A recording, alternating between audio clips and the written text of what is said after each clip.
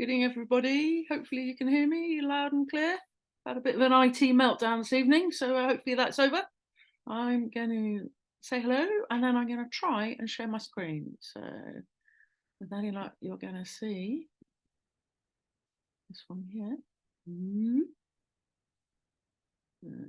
want this one. Then we want to play.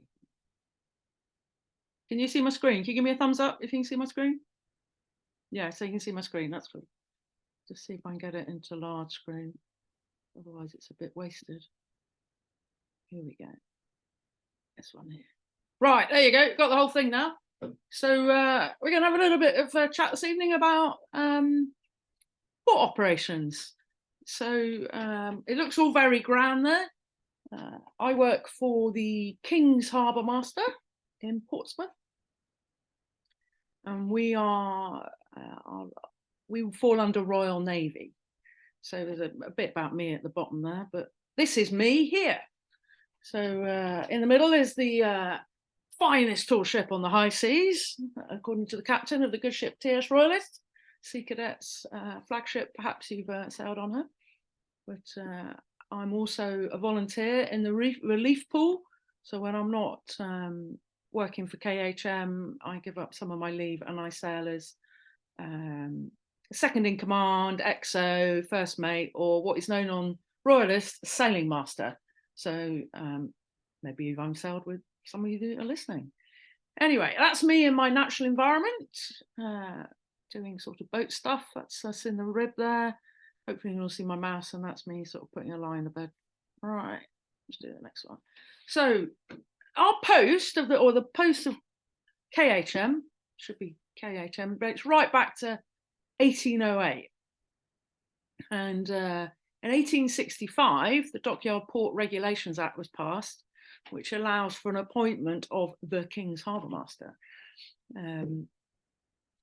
It's quite a long time ago, really. You know, the lady in there, she's Victorian, it's Queen Victoria. And believe it or not, that Dockyards Port Regulations Act is still in standing today, so to speak. So that's been around quite a while. But we also have the Dockyard Port Order, and the Act is the big bit in Parliament on a high level, high as you can get legislation. And then the port order is sort of what we have as a day-to-day document. If we didn't have a Dockyard Port Order that we could update, it wouldn't make us relevant, because everything would be driving around propelled by oars and sails. There'd be certainly no diesel engines or electric engines or anything like that. So this port order is reviewed. Ours is in for a new review at the moment. So we're hoping that to get a new one out in the next year or so, which will enable us to bring up to speed on things that have been missed on that one. So to help us run the port, if we didn't have a bit more modern stuff, we'd be stuck trying to run it like you would in the Victorian times, which is the world has moved on. We have two bits of guidance, so to speak. We have something called the Port Marine Safety Code, and if you're ever bored in the middle of the night and you can't go to sleep and you're fretting over exams or doing something you've not done before, look up Port Marine Safety Code and you will be asleep within minutes. It's a very dry piece of government legislation. However, it's what we do. And under that, it says we have to have a safety and environmental management system.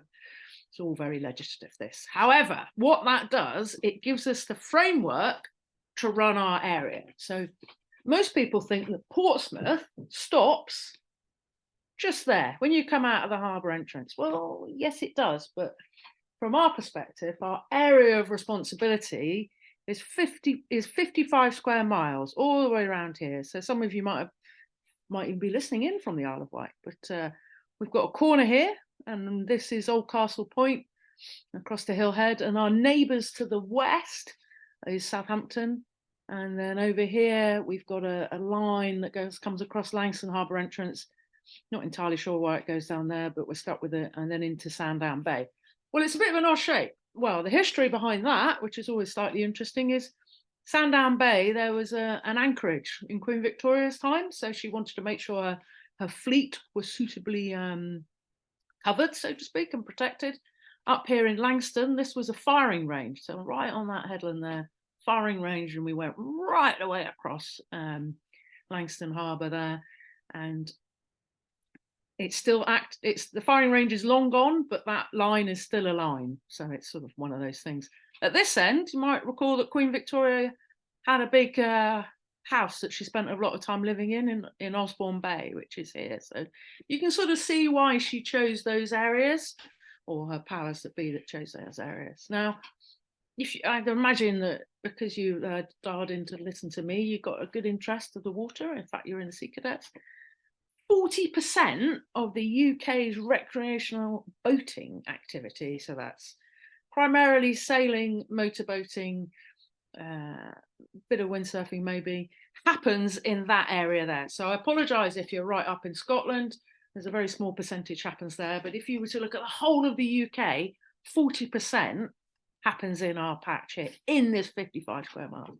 The other thing that happens in this 55 square miles is there is a huge amount of traffic that comes in around the Deepwater Channel here, in the Nab Tower, through the Deepwater, all the way into Southampton. So whether it's a cruise ship, whether it's a roll-on, roll-off, bringing in tractors, combine harvesters, trains, your mum and dad's new car. It could be a tanker that's full of oil that's going to be refined to put fuel in said car. There's a lot of stuff that goes on in there. And then you've got all the ferries and all that recreational traffic. And for the purpose of conversation, we'll include the Sea Cadet offshore fleet in that. So the Jack Petchey, the John Jerwood, TS Royalist, City of London, and Sir Stelios. So they fall into that. And we know that Gosport, which is the other side of Harbour to Portsmouth, is their home port. You might be thinking, how did you get involved with Sea Cadets? Well, I spent a long time working for the Joint Services Adventurous Sail Training Centre, and there was a gentleman there who finished his time in the Navy, and we'd sailed alongside each other many times. And he said, "Oh, I'm about to go and work for Sea Cadets. Why don't you come and join us?" And I was like, "Oh, tell me more."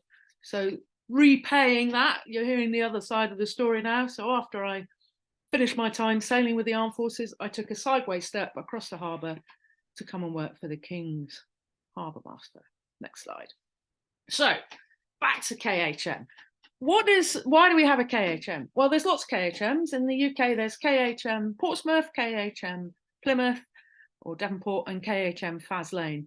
And those are the three prime military ports in the UK. Because at the end of the day, the King or the Queen needs to have a safe haven for all their vessels to be able to defend their country. There's also a KHM in Gibraltar, there's one in Cyprus, and there's one in the Falklands. And if you were to go through Halifax in Nova Scotia in Canada, they are also KHM. So it's not just about the UK. But going back to these Ministry of Defence vessels, all these ones on the screen here, and I'm sure you all know top trumps which their home is Portsmouth. So we've got a load of P2000s. There's 14 of those. They're used for mostly patrols, coastal patrols, and university training. We've got some, I think it's 6 Type 23s. There's 2 or 3 in at the moment. We've got the, some people call them mine hunters, but they've got a much longer name, mine counter war vessels. They're built up plastic. So those of you that have done some sailing might have sailed on a plastic boat. They're made exactly the same way. They're very big plastic structure. And then here we've got the Type 45s. You might have seen them on TV. I think they ran a Channel 5 or one of them ran a documentary on HMS Duncan a few years ago. That's worth a watch if you haven't seen it, considering you're in the Navy. And then underneath there is an OPV, an offshore patrol vessel. So they're really busy.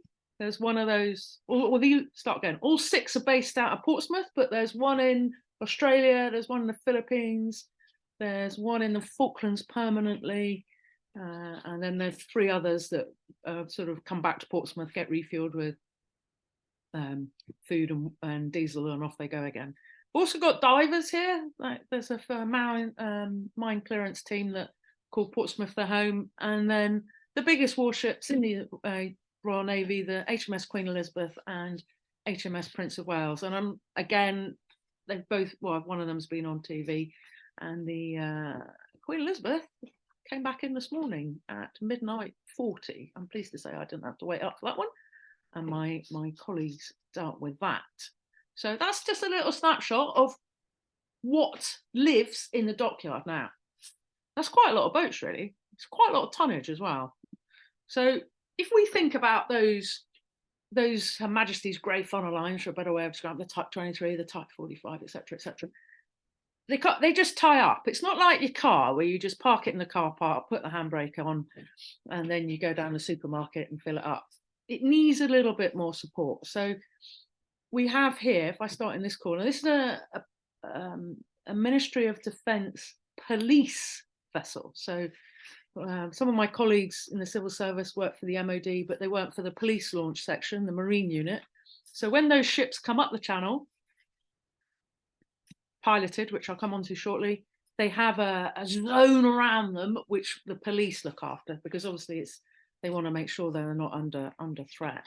Got a whole suite of tugs, different sizes. So that's the Genevieve there. She's a really cute little girl class tug. She actually helped us move the Jack Petchey a couple of weeks ago, or maybe it was a John Joe, but I can't remember which one. And then the one next door is the Tempest. That's a really big tug, and she does the really big job. So there's no point putting a Genevieve on the front of the carrier because it's not powerful enough, and then there's no point putting a Tempest on the front of a P2000 because it would be too powerful. So all those things have to be considered. Now, if we go down a bit, over here, we've got a couple of tugs there. If you look at these tugs, they've got their masts are laid down so that they can get under the deck of the carrier, because you see it's got a bit of an overhang there. So all these boats need to be driven, and they need to be staffed, and they need to be manned. So different boats would have different qualifications. So I'm a yachtmaster instructor, and I'm a yachtmaster examiner, so I could drive Royalist, because you can drive Royalist on a yachtmaster ticket. I also have a Master 200, which means I can drive the Genevieve, that'll be fun, or I can drive the Jack Petchey. If I wanted to drive the Tempest, I'd have to go back to school and do a whole load more exams, because she's bigger, so you have to have a bigger understanding of other things that can happen at sea, so to speak.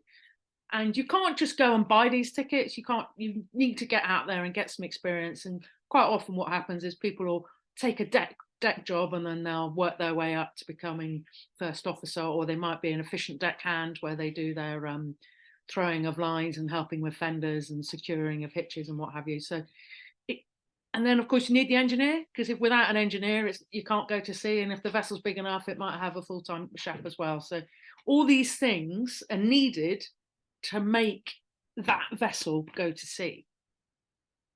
Going back to our dockyard, when they come in, they're going to need the sullage removed, which is this thing here. So sullage is like black water. So it might be bilge water, or it might be sewage. And then they're going to want to have it replaced, probably with some diesel. So you don't just plug it in the wall. You have to take the diesel to the ship. These barges here are what we call dumb, so it doesn't have an engine. So funny old thing, there's a tug in this one here, tugs alongside, and he's going to tow the barge to the ship. So the ship's alongside the jetty. On one side has said jetty, on the other side it has the barge. So there'll be people on the barge ready to hand the lines to the ship. There'll be people on the tug. So there's loads going on. We've also got some ribs there. That's more of the marine unit, making sure that the vessels are safe. When we've always got a police launch on patrol in the dockyard, and when the carrier's in, there's always two there, just sitting there in case they see something that's not entirely wanted, should we say. We've got some pilot vessels. There's a little pilot vessel there, so that's a little launch. You can drive that on a yachtmaster ticket, or probably a boatmaster's ticket, and the same with these ones here, where you just move people around. So that's a passenger carrier, so we can put 60 people on there.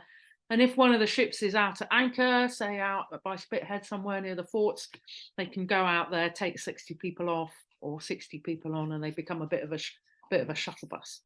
This one here, that's a bit of an oddball. That's I think that's the Northern River, or it might be the St Victoria. Anyway, that's a a vessel that's run by Serco, which are a big Ministry of Defence contractor that also run the tugs and the pilot vessels and the barges, and they support the Marines. So if you look on the back, there's quite a funky high-powered speedboat with space for a container next door to it. So they might disappear off to Norway and go on deployment with them, or on the other side of the world, or wherever they're going.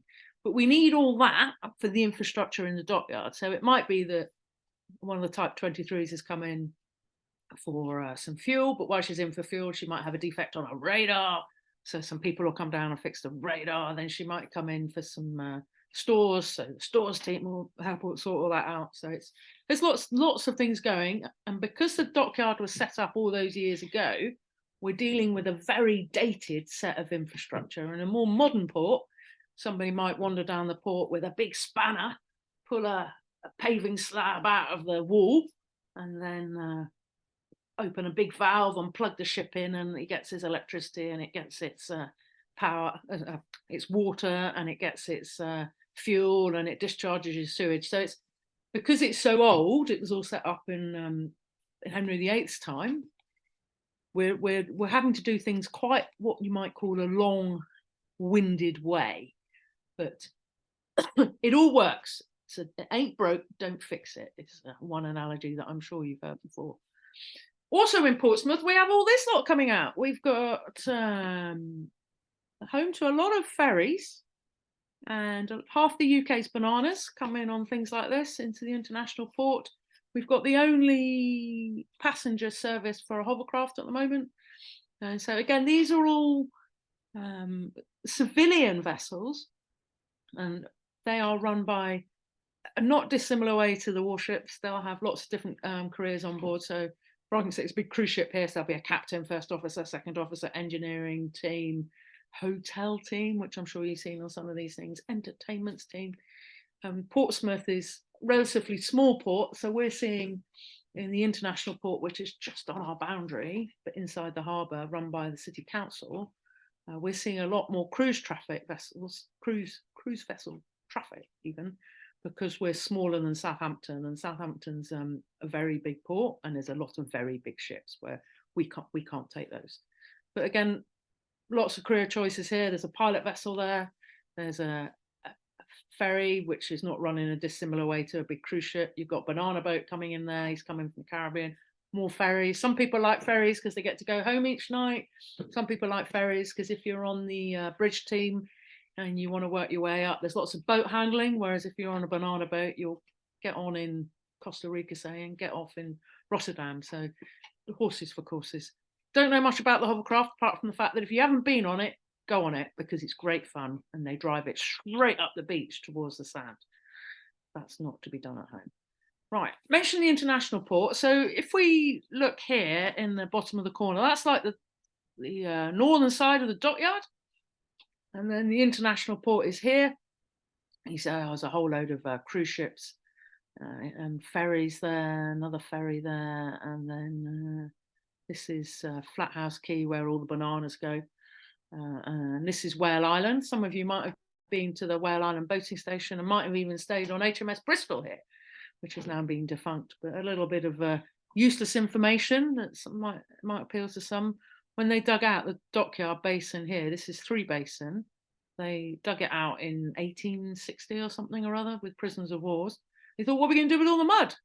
So they said, I know what we'll do. We'll create a new island. So that's Whale Island there. That was created from the mud and shingle and down that came out of Three Basin. So, let's go forward again. Right, so that's the international port. That's run by Portsmouth City Council.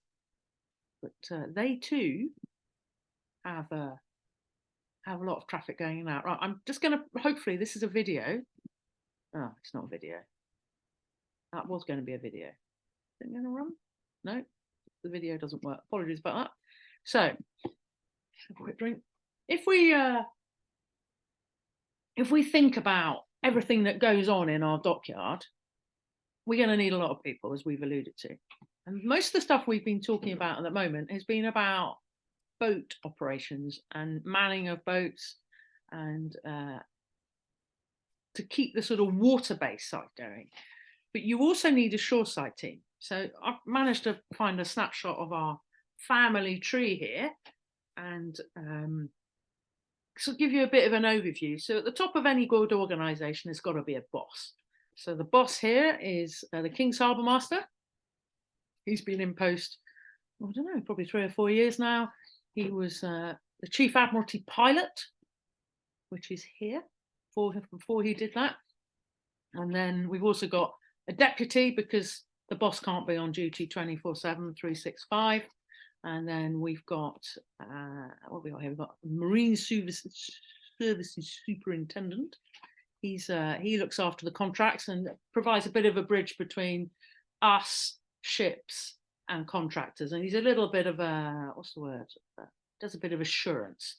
And then on the end, the QECP. So that's the Queen Elizabeth class choice pilot.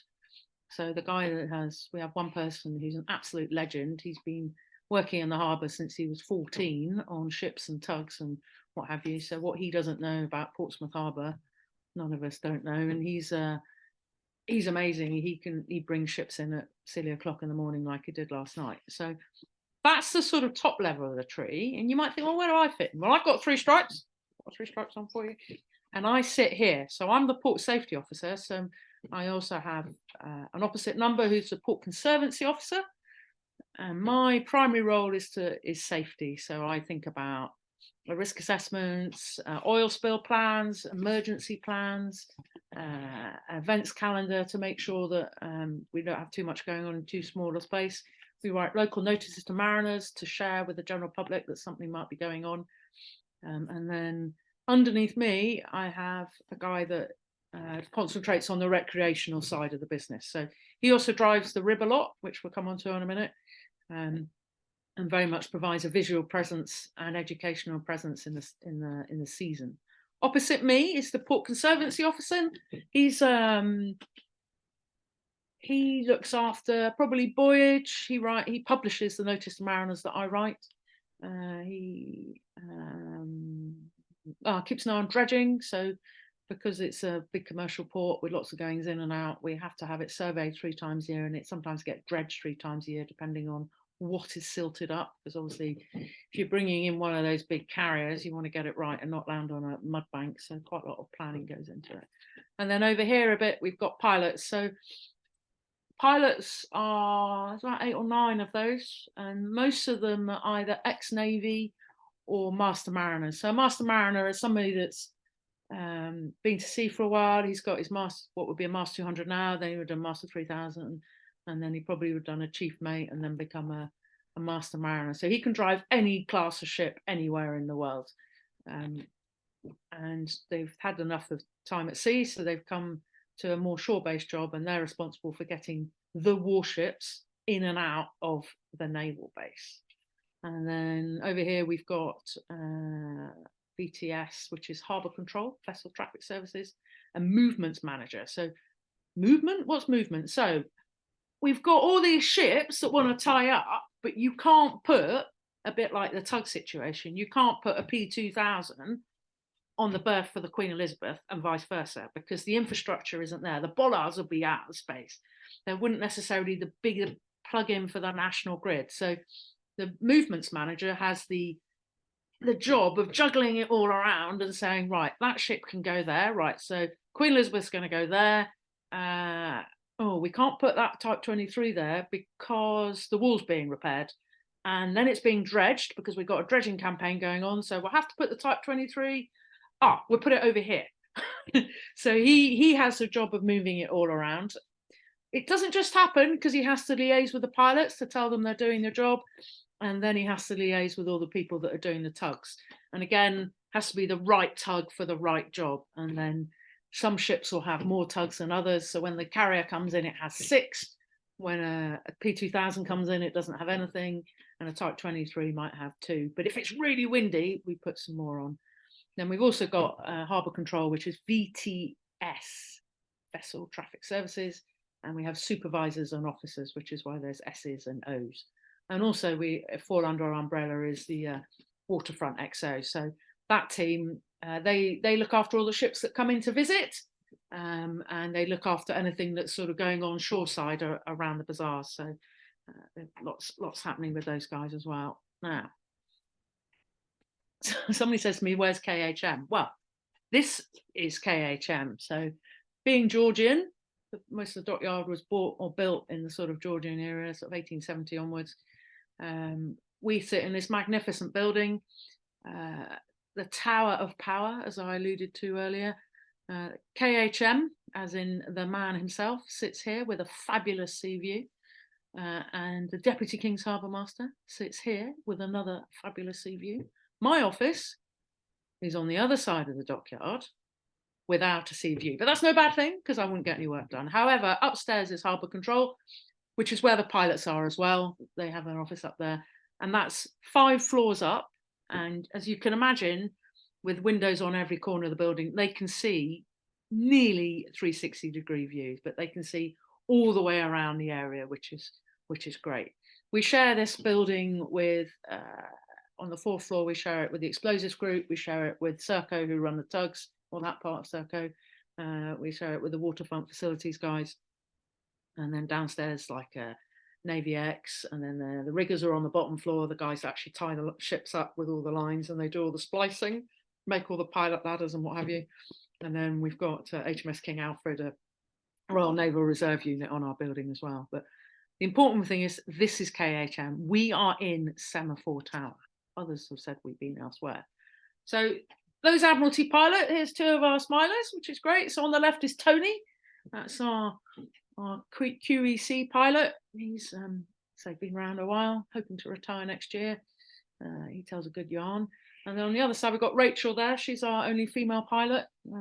She's in front of a Type 45 there, looking very pleased with herself. Not entirely sure, but they work hard, these guys. They have a very high-risk job because they have to sort of get off one bouncing little boat onto a big ship. And I'm sure that some of you have looked at stuff on YouTube and Instagram about shipping stuff and just think about how a pilot might get on. And then once they're on board, they have to engage with the team on the bridge and connect up tugs and take responsibility for the ship. And the thing is about a warship is they're all quite light, whereas a cruise ship is, if you think, full of people, full of cabins, full of infrastructure, whereas an aircraft carrier is virtually hollow inside. So we're quite picky and choosy for who comes in, and it takes them a while to gain the right qualification to be able to pilot the Queen or King's assets.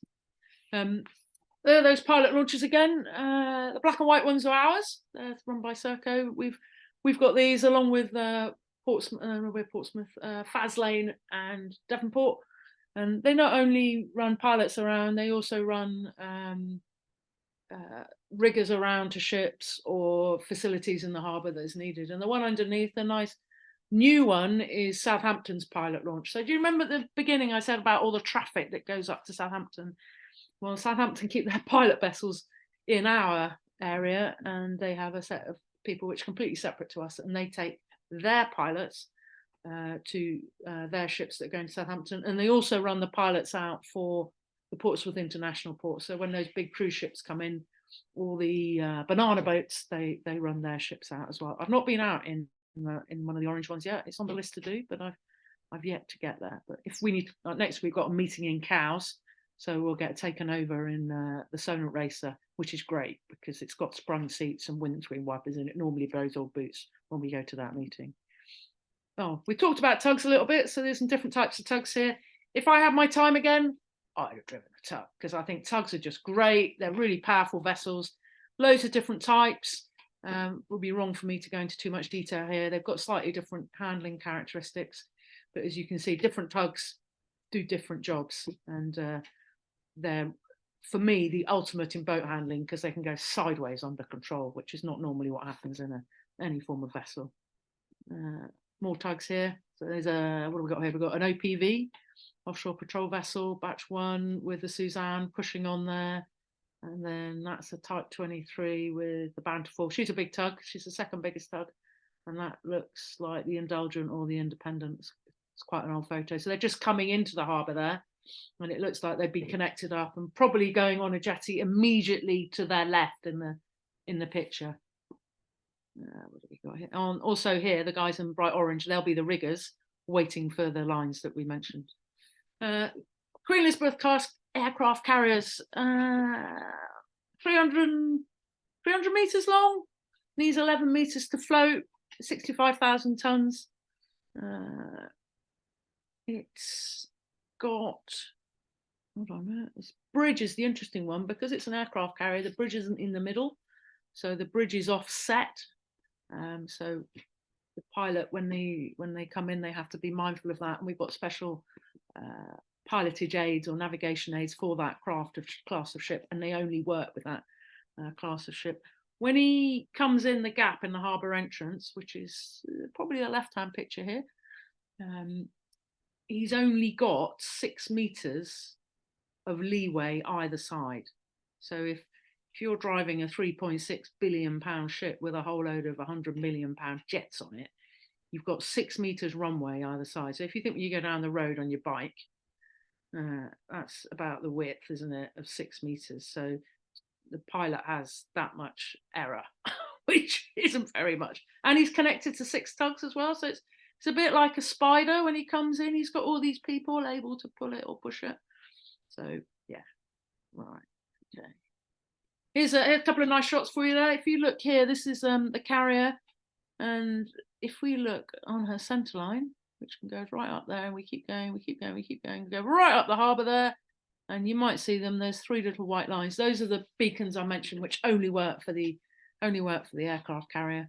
And there's a load of tugs here. So 1, 2 tugs there. There's another tug on the side. I think these are police launches. And these are tugs on the side, and they've probably got the big fenders because when they push on her, they've got absolutely massive fenders that they put on the bow so they can push on the side of the ship and not damage her. This one here, I think that was a ship coming in after a big deployment, or it might have been paying off. That's a batch 1 riverboat or an OPV. The guys and girls that work on those like them because they do lots of interesting stuff. They do a lot of sort of foreign visits and support with the hurricane lot and humanitarian work, which is really interesting. What's the next thing? Movements. So we touched on movements. So this is a sort of outline of the dockyard here. So Semaphore Tower, King's Harbour Master's down here, and 3 basins here. So the ferry port sort of up there. So we put Type 23s mostly on that berth there. That's known as Fountain Lake. Put Type 45s on there. We put riverboats and Type 45s on there, or patrol vessels we put on there. The tugs all go in this corner here, and then the P2000s and some of the tugs and the plastic mine hunters go in here, and then these 2 berths are for the carriers. But if push comes to shove, we can put a Type 23. I think if you look now, you see a Type 23 outside. Well, you've got Queen Elizabeth there, I think, and HMS Richmond here.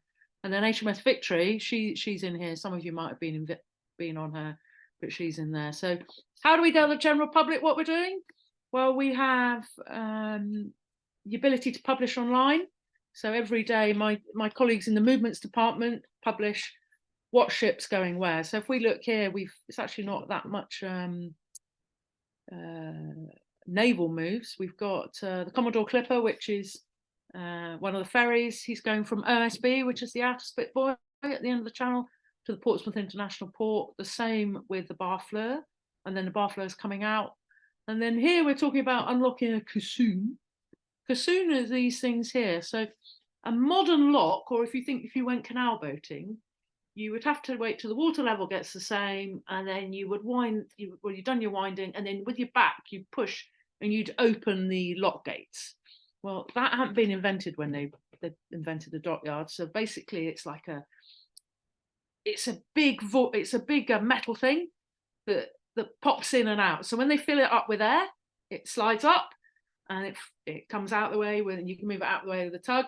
And then when it goes back in, it locks the water in the basin, or the lock, there's one at either end, and you can drain the basin if you need to do some work on the ship, if it's in the lock there, or you can put a ship in there depending on what's going on. But that's what's going on there with Open Lock C, which is that one, West Wall Caisson, which is that thing that pops up and out. Jack up barge. Yeah, we've got a jack up barge that calls Portsmouth its home. It's looks like Battersea Power Station on the move. And the idea is you can tow it around and float ships or tugs and rent it out to other people to make some money. It's not an easy thing to maneuver because it's big, flat, bottomed, lots of windage because it's got these big things sticking up.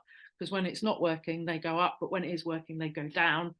And then it sits on the bottom, things get floated and then off it goes away. But we tell the public that we're moving stuff about, so people can say, oh, well, I'm going to Portsmouth today. I wonder what's in or what's coming in. It might be a member of the public that thinks, oh, I'll go and watch ship come in. They can look on our movements. Obviously, they're only up to date the moment they're published. And with all good things, they go out of date as soon as they're printed, but so be it.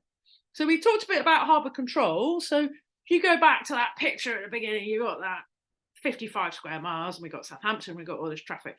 We need somebody to help us keep us safe. So we have the VTSs, so that was the vessel traffic services, and we have the supervisors and the operators. So if we look at the bottom picture here, the one in the left is in the chair, so that's also the chair. So they're the ones on the VHF. So any vessel over 20 meters has to call up and ask permission to move around inside the harbour. He has to tell harbour control what he wants to do. He has to harbour control in Southampton what his plans are if he's going to Southampton. So if everybody all went at the same time, it will all get very, very, very busy. So for argument's sake, if that, like last night, Solent Racer left, for argument's sake, at 10:30 at night. So she'd have called up to say, Solent Racer, permission to depart North Camber with the pilot to go and meet HMS Queen Elizabeth.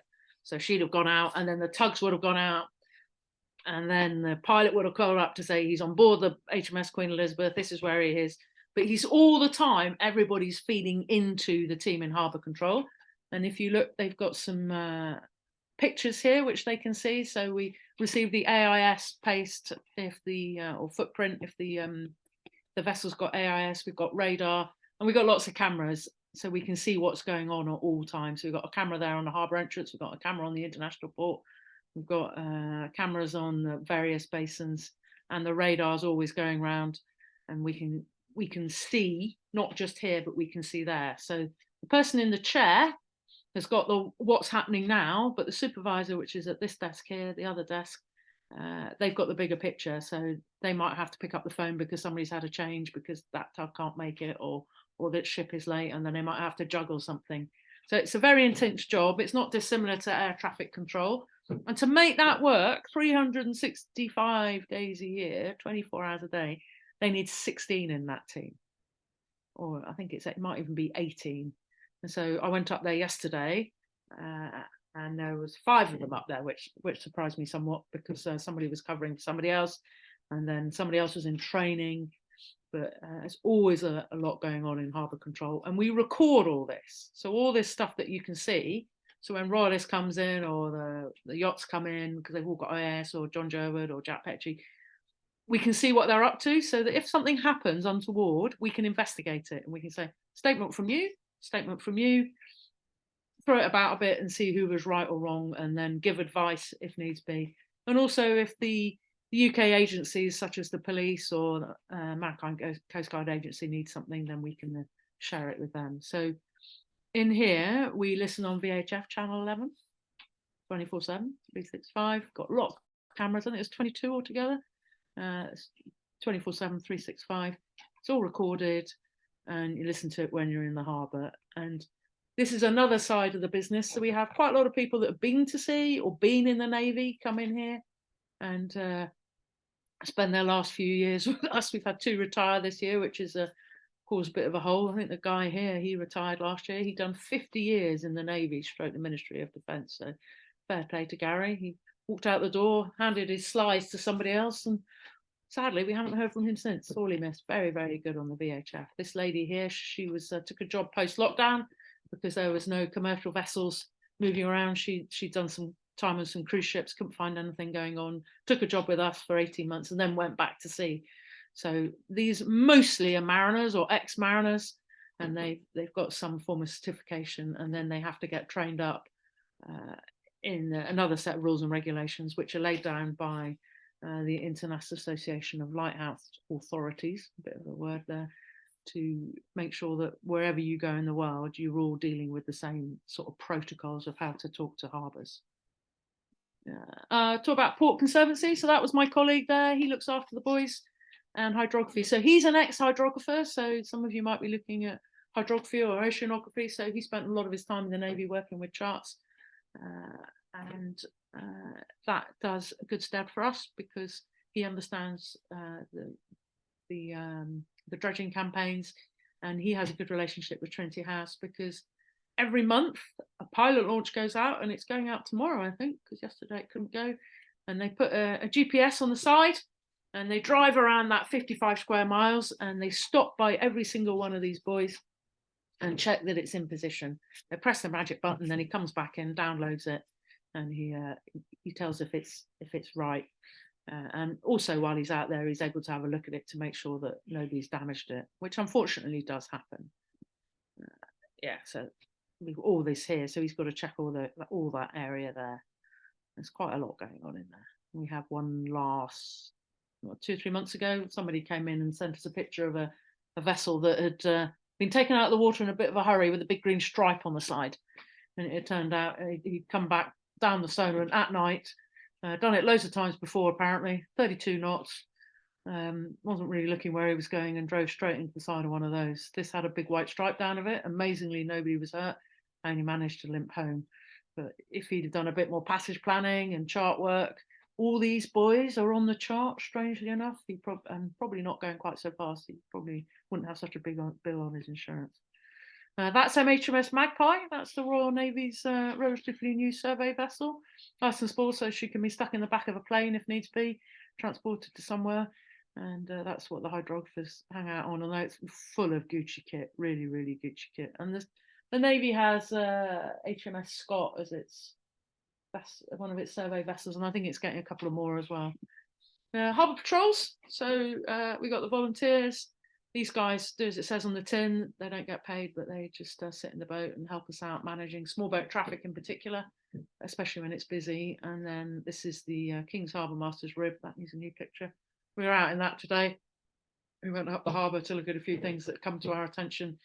And the people that drive that are my immediate colleagues. We have what's known as the power of KHM, and we can direct traffic and tell people what to do and what not to do, which sometimes is needed. Got a nice big website. So if you want to have a little bit more about what we do and a little bit more information there, just look up King's Harbour Masters Portsmouth. All the tides on there, all the shipping's on there, all the diving's on there. Local notice to mariners. We've even got a Twitter account.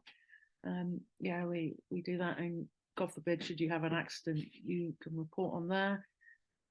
And then I think that's it. So picture of HMS Victory there in some time ago with I think that's probably 2005 with the Festival of the Sea with some traditional sailing boats in the background there. And I think that's about enough of my wafflings. Hopefully that's given you a bit of an insight into our department. Most of my colleagues have been to sea, whether it's been in the Navy or Merchant Navy, and some of the younger ones are sort of looking to go to sea, but we all bring something to the party. And if you want to work in the harbour or port authority world, going to sea first is a good idea, because you get that bit of understanding of what's needed to then run a facility ashore. So I think that's it from me. Over. Thanks very much, Becky. Does anybody have any questions? Got some chat here. Thank you. Question from me then, while people are sort of scratching their heads thinking about what to ask. You mentioned you have Yachtmaster. The skills that our cadets can get within the corps, would things like day skipper be used? So day skipper, and so when you go on the yachts, you get I think start yachting and maybe comp crew, and there's a logbook. There's one over there in my pile of Sea Cadet stuff. All that forms the foundations. So once you've done your comp crew, you can do your day skipper theory, your day skipper practical, you get some miles, your coastal skippers, and then you can work towards your Yachtmaster. So all the stuff that you're doing in the corps with seamanship, like tying knots, throwing lines, sailing dinghies. It's all really, really good understanding of what is needed to build on a career at sea. Because if you can throw a line, tie a knot, you're halfway there. We have a question just come in. Yeah. What's the little hut at the entrance to the harbour on the left at Fort Blockhouse, at the top next to the leading lights, as it has KHM on the side? Right, so that's let me just, I've got a, Little hut. do you see my script? That's how do we get rid of, oh, here we are, get rid of that. So, oh, no, this one here. So they mean right on the harbour entrance there. There's a little brick box on the edge of Fort Blockhouse. That is the National Coast Watch Institution. And they're effectively volunteers again. They keep an eye along the coast, I think is their motto. Mm-hmm. And they've taken over the role a lot of what would have been Coast Guards back in the day. And those guys help us keep an eye on what's going on, but they have no connection to the KHM department apart from that. But because it's a military site, that Fort Blockhouse, on the other side of it, there's a load of signage, which includes call KHM on Channel 11 and limits and that sort of stuff. So those people I do my radio checks with normally on. Yeah, that's a good shout. Yeah, that's a good shout. Wakes them up a bit. So, any more questions from anybody? I'm very quiet. So, in terms of the sort of background, is sail better than power, or doesn't it matter so much? That's a difficult one. I always loved going sailing. In my teens, I spent every bit of time I could in a dinghy. Didn't matter whether it was rain or shine or gale or no gale. We just put more people in the boat. If it was windy, took people out. If it wasn't so windy, I had no idea about sea cadets. And I think if I knew about it now, or if I was in that situation again, I'd have certainly engaged with sea cadets. Merchant Navy is really good because how much of the UK's produce comes into the UK via ship or passenger liners, or there's a lot of stuff that happens on the sea. Power or sail, a lot of people I know have got Merchant Navy tickets, are sailors as well. So they followed their heart and they wanted to go to sea. So they might have worked their way towards a yachtmaster or something or other. The yachtmaster will be a bit restricted because you can only drive vessels up to 24 meters on it. I was very fortunate. I made a career out of sail training because I worked for Robin Knox Johnson's Club of Ventures for a while, 5 or 6 years. And then I went to work for Joint Services Venture Sail Training Centre. And I had all the right tickets in the right places to be able to do that and followed my heart because I love going sailing. I think if I'd have done the power version, I probably wouldn't have done it for so long because you can get to Cowes in 10 minutes or you can get to across the channel. It's everything so much quicker. Yeah. It's still the same syllabus. I think if you enjoy boating and you're thinking about a career at sea, I wouldn't think twice about joining the Navy. After 22 years to have a pension, I'm sure a lot of people will appreciate. Get some pretty cool places along the way and do some cool stuff. If you want to join the Merchant Navy, there will always be a job, whether it's on a ferry, a cruise ship, or a tanker, or a banana boat. There's never enough seafarers to go to sea. If you didn't want to go to sea, but you still wanted to work in the industry, hydrography, a small hydrography vessel, patrol vessel, pilot vessel, loads and loads of choices. Yeah. So a question there, which lets you stay longer? What, power or sail? Yeah. I think that's what you want to do, really. Yes. Yeah.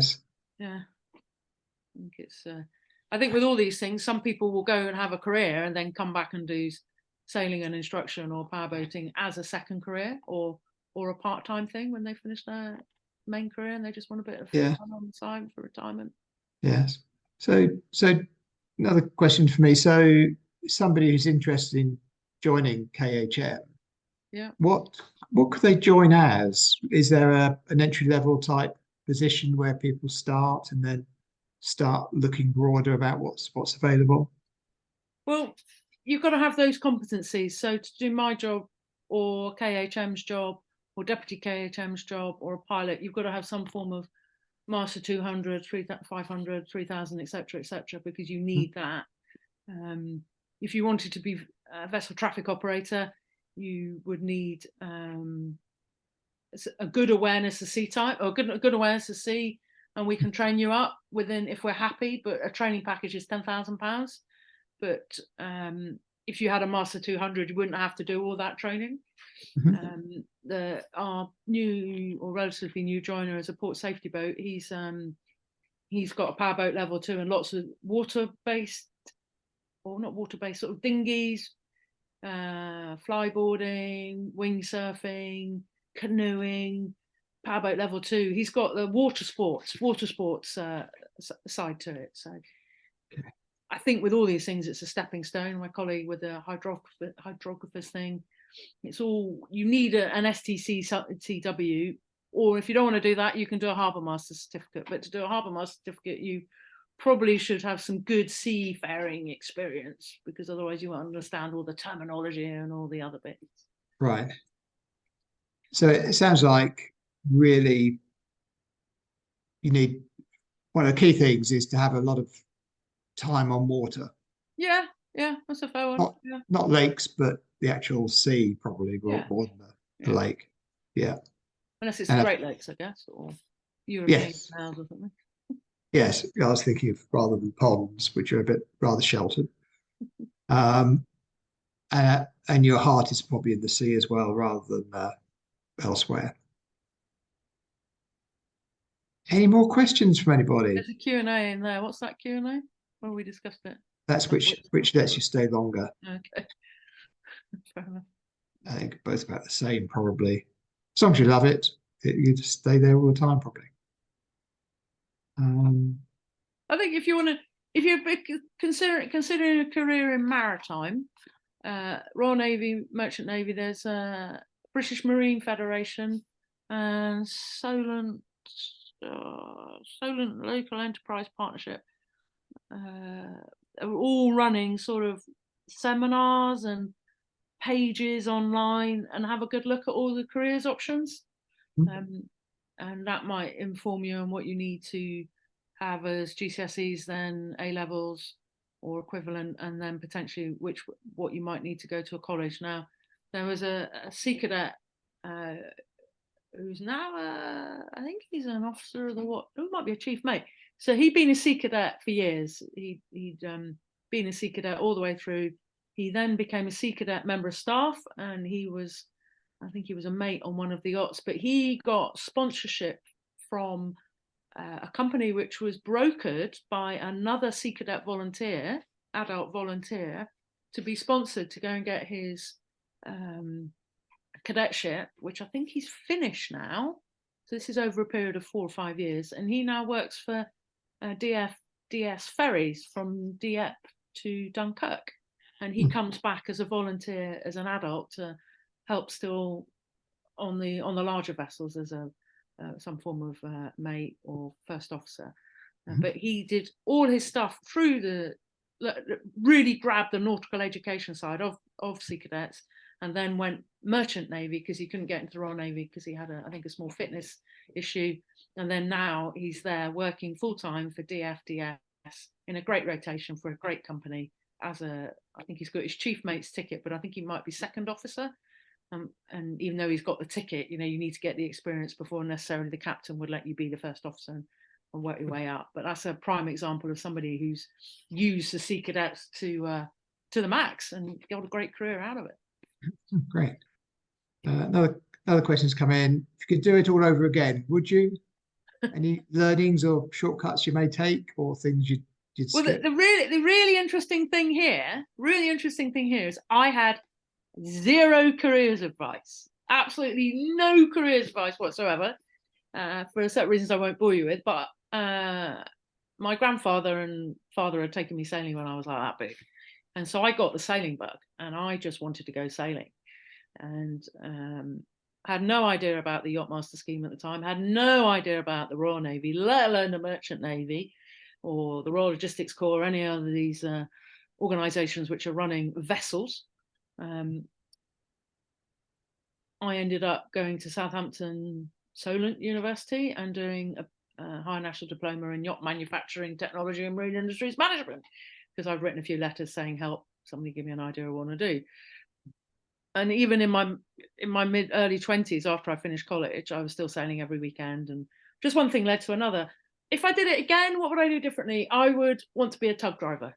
I think the guys that drive the tugs have a really great job. They have a really interesting job, and you do some harbour work, or you might do some offshore stuff. So I think probably joining the merchant navy would have suited me well.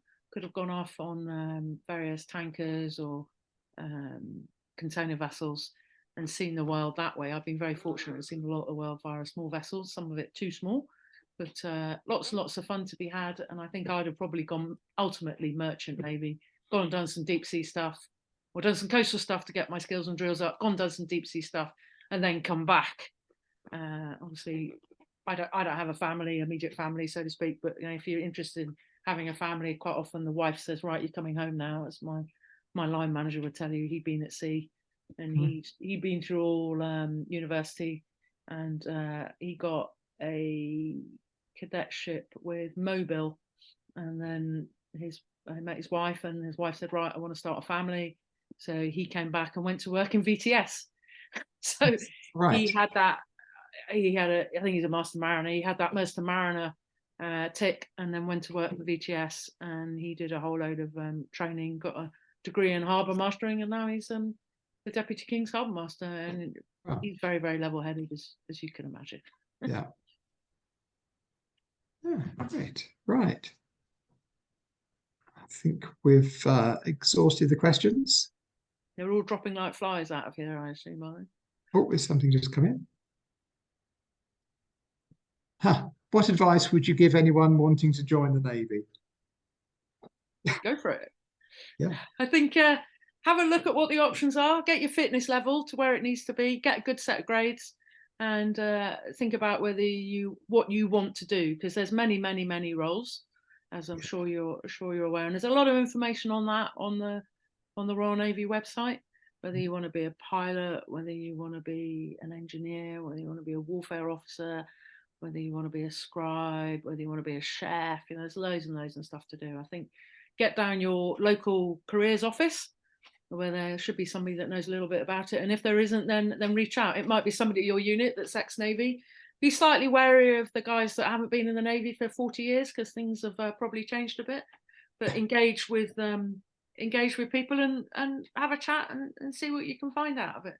Yeah. I think so there's a lot to be had, a lot to be had. Yeah, and keep an eye out for more of these webinars. We've had a couple of good Navy ones already. I think there's some more planned over the next few months. There's another question there, isn't there? It's a thank you.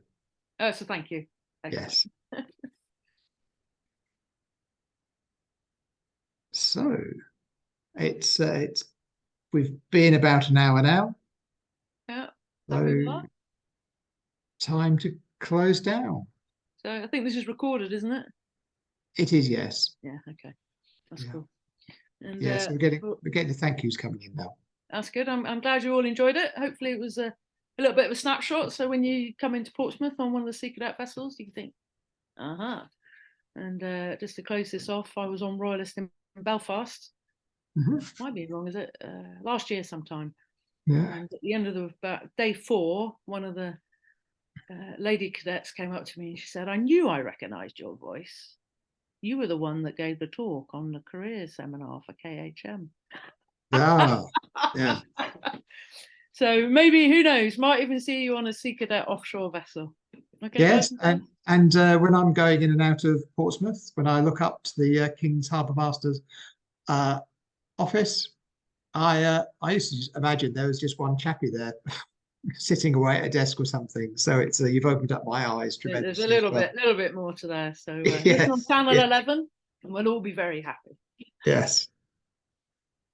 All right, so thank you very much, Becky. That was a really good webinar. Thanks so much, and thanks everybody for attending. Thank you all for signing in, and enjoy the rest of your evening. And you too. Thanks a lot, Becky. Bye. Bye now. Bye. Good work out how to leave. I'll end it for everybody.